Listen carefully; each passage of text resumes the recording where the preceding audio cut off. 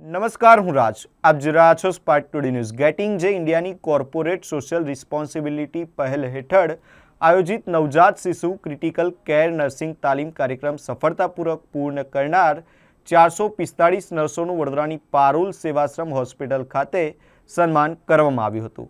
Gating જે medical India અને કેડમેન skilled India foundation દ્વારા આયોજિત સમાપન સમારંભમાં તાલીમાર્થી નર્સોને પ્રમાણપત્રો અર્પણ કરવામાં આવ્યા હતા.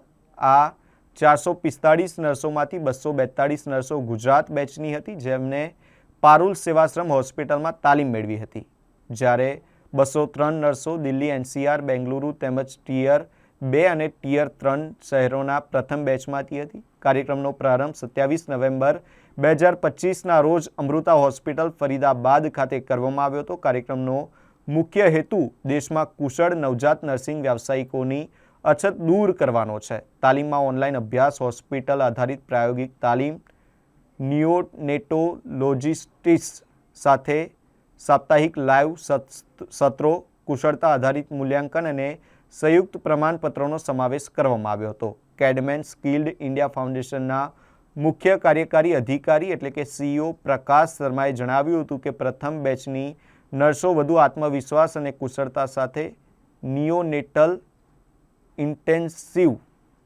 કેર યુનિટમાં સેવા આપી રહી છે, જે આ પહેલની સફળતા દર્શાવે છે.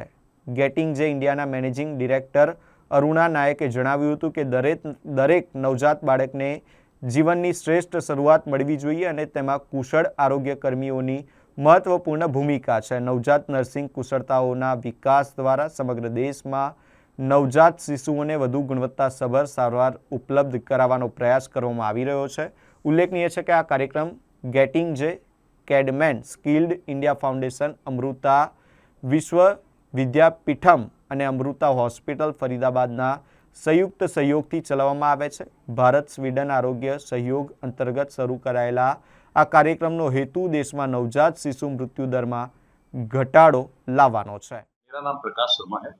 मैं Cadman skill in India foundation का CEO हूँ। आज हम यहाँ पे बड़ौदा में पारुल यूनिवर्सिटी में आए थे। हमने करीबन 442 नर्सेज को ट्रेनिंग दिया है कि कैसे छोटे बच्चों की ज़िंदगी बचाने में वो सहयोग करें। इसको नियोनेटल प्रोग्राम बोलते हैं, क्रिटिकल नियोनेटल प्रोग्राम, जिसमें सक्सेसफुली हमने ट्रेनिंग कंप्लीट किया है। गेटिंग ए मेडिकल जो कंपनी है उसने इसमें CSR से योगदान दिया है, तो उनके आर्थिक सहयोग से हमने इस प्रोग्राम को सक्सेसफुली कंप्लीट किया है और आज हमने इसका सर्टिफिकेट सेरेमनी किया है, जिसमें सबने बड़े उत्साह से पार्टिसिपेट किया है। गवर्नमेंट की जो नर्सिंग कॉलेज है और आपने जो ट्रेनिंग दिया है उसमें क्या फर्क रहता है, किस तरीके से आप अलग उसको ट्रेन करते हैं आप? हमारा जो प्रोग्राम था स्पेसिफिक था, ये एक पर्टिकुलर चीज के लिए, जो क्रिटिकल नियोनेटल बोलते हैं, छोटे बच्चों को, जैसे आपने बड़ा सही बोला कि जो पैदा होने के कुछ दिन तक बच्चे को हम कैसे जिंदा रख के उसको स्वस्थ जीवन आगे दे पाए। तो गवर्नमेंट कॉलेज में पूरा कोर्स होता है, अलग अलग है, 3 year course kind of thing. हमारे एक लिमिटेड पीरियड के लिए स्पेशलाइज्ड कोर्स होता है, जो ऑलरेडी नर्स है उनको स्पेशलाइजेशन की तरफ लेके जाना।